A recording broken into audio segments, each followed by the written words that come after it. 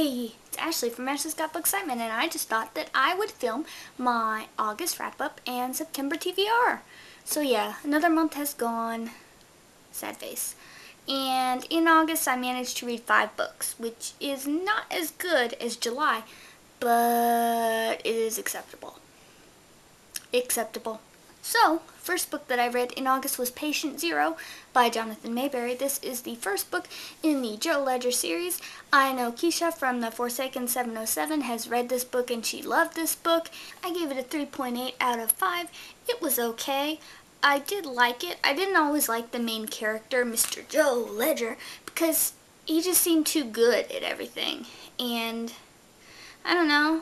Do you find that believable when somebody's just so good and just wins every fight and he's so tough? That's what Joe Ledger was like. I will continue on with the series though because I did enjoy it. The zombies weren't as big of a part as I was hoping for, because you know I love my zombie books. These zombies were more weapons than they were, I don't know, just think of them like a big bazooka or something. That was the zombie. It was a weapon, and not that post-apocalyptic storyline that I love so much. But yeah, Patient Zero, it was good. The second book that I read was Pushing the Limits by Katie McGarry. This book I gave a 5 out of 5. I don't enjoy a whole lot of contemporary novels that much just because, I don't know, they kind of bore me, and I don't really like reading about real life when fantasy life is so much cooler. But I really liked this one. It was a very good contemporary. I liked both of the main characters, Noah and Echo. Finding out what happened to Echo was really cool. I really wanted to know. They dragged it out for the whole book pretty much. And Noah was a cute little bad boy, if that makes any sense. So I really like the characters and I really like the story, and I plan on checking out Katie McGarry's second book, which is Dare You To, I think, which follows another character. But I think she falls in love with somebody that I never met before, wasn't in the first book. The third book that I read in August was Leviathan by Scott Westerfeld.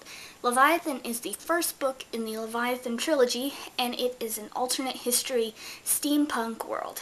And I ended up giving Leviathan a 4.5 out of 5. It was a great book. I loved it. The world was like so crazy cool. I don't even know.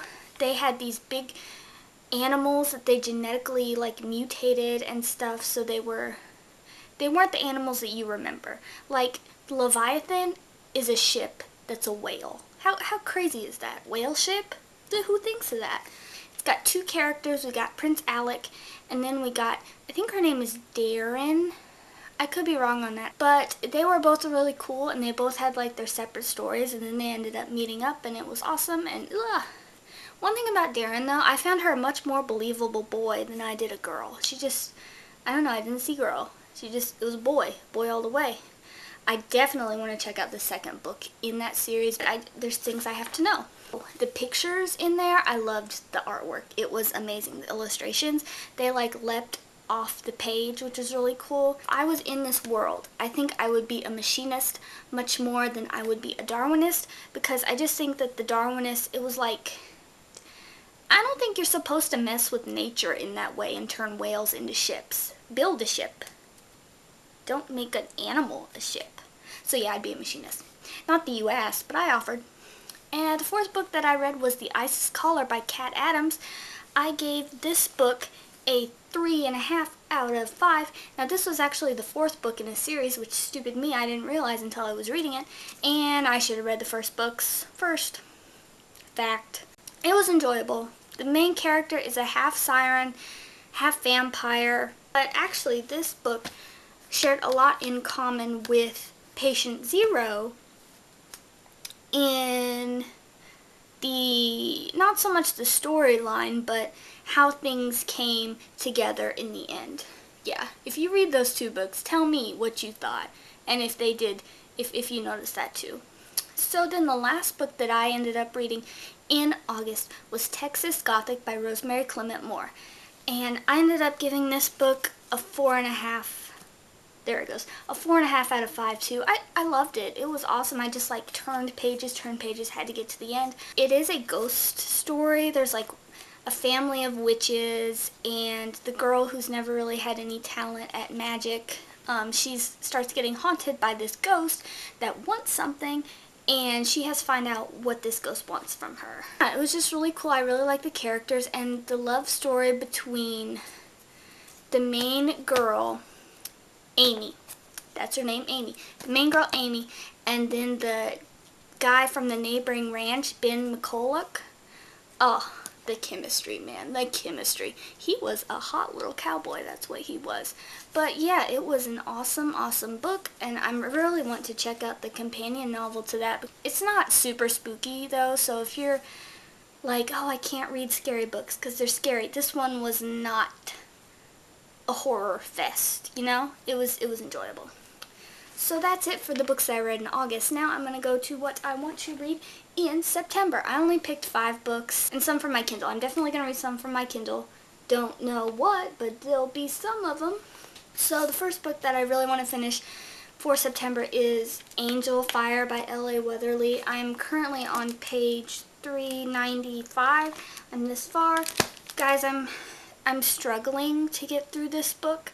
Just, it's not as good as the first one, and there's too many pages, and there's not enough story to fill those pages, and sometimes I just get kind of bored and stop reading, and it's taking forever. But I do like this series. The first book was fantastical, but this one is just, it's giving me issues.